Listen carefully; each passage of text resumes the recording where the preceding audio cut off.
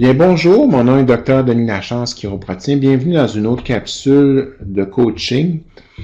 Ce soir, on va discuter comment nos clients peuvent devenir nos fans numéro 1 et nous référer de façon régulière au quotidien. Donc, justement, avez-vous déjà imaginé ce que ça serait si vos clients vous référaient au jour le jour, c'est-à-dire que à chaque fois qu'ils verraient quelqu'un en difficulté, ils parleraient de vous, etc. Imaginez comment ça serait comme plus facile côté stress, côté temps, côté anxiété pour développer de la clientèle, si justement vos clients étaient vos ambassadeurs et que parlaient de vous régulièrement.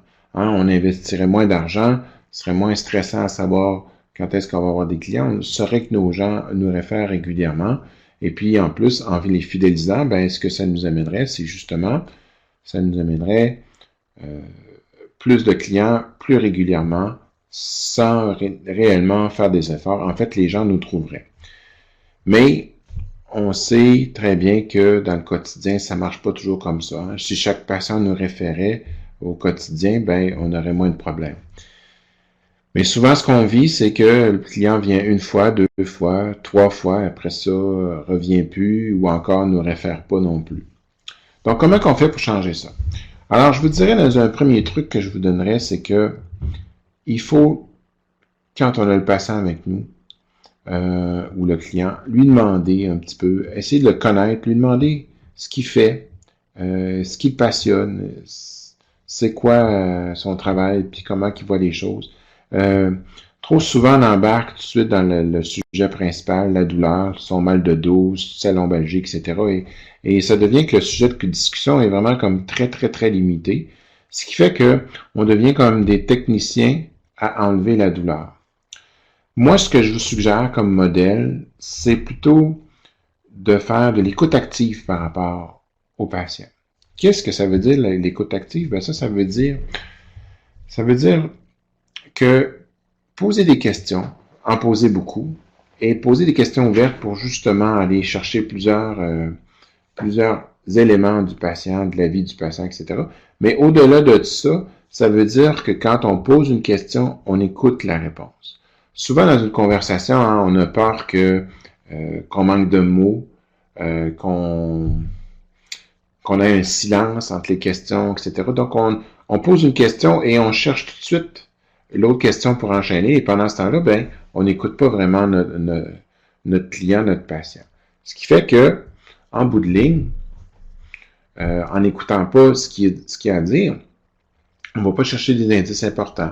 Dans sa lombalgie, la personne peut vous parler que c'est la limite pour aller faire du basket avec ses filles ou faire un voyage quelconque, etc. Donc, vous comprenez, si on n'écoute pas, on ne le sait pas, il va nous parler juste de la lombalgie, etc. Puis on va juste saisir ça, puis on va tout faire le questionnaire en fonction de ça. Mais si on écoute profondément, à ce moment-là, on est capable de positionner notre service par rapport à la problématique du patient. Ça veut dire que le patient, à ce moment-là, il vient nous voir, oui, pour être soulagé de sa lombalgie, sa douleur dans le dos, mais il vient surtout nous voir pour être capable de faire son métier au quotidien, c'est un métier qu'il aime, voyager, s'occuper de ses petits-enfants, répondre à la responsabilité de grands-parents, toutes ces choses-là. Fait que vous voyez, à partir de ce moment-là, le patient, je dirais, le client n'utilise pas nos services, mais il apprécie les services parce qu'on lui redonne la capacité de faire ce qu'il aime profondément. Et c'est souvent ça qu'on ne met pas en illustration. On est focusé à, évidemment, la douleur, mais ce qui est le plus important, c'est de leur donner la capacité du pouvoir de faire au patient. Que ce soit de faire du jardinage, de voyager, de s'occuper de ses enfants, de gagner sa vie, etc. Ça, c'est beaucoup plus puissant que juste diminuer la douleur. Vous comprenez? Fait que pour faire ça, question ouverte et on écoute les réponses. Et on se tait. On laisse aller le patient et on prend la chose. Comme ça, quand vient le temps d'expliquer un peu ce qu'est la condition que le patient a, là, on est en mesure de mettre justement sa condition la comparer par rapport à une capacité de fer. Donc, si qu'est-ce qui se passe si on ne traite pas la lombalgie ou le mal de cou, ou whatever, le mal de tête ou l'étourdissement, ben, ça se pourrait que vous ne pourriez pas aller en voyage. Ça se pourrait que vous auriez de la misère à vous jouer avec vos petits-enfants comme vous faites habituellement, de faire du ski avec la famille, etc., d'entretenir votre maison. Fait que vous voyez, à ce moment-là, la douleur devient encore plus signifiante dans le sens que on est capable de la mesurer par rapport à une capacité, à un pouvoir qu'on perd si on n'agit pas.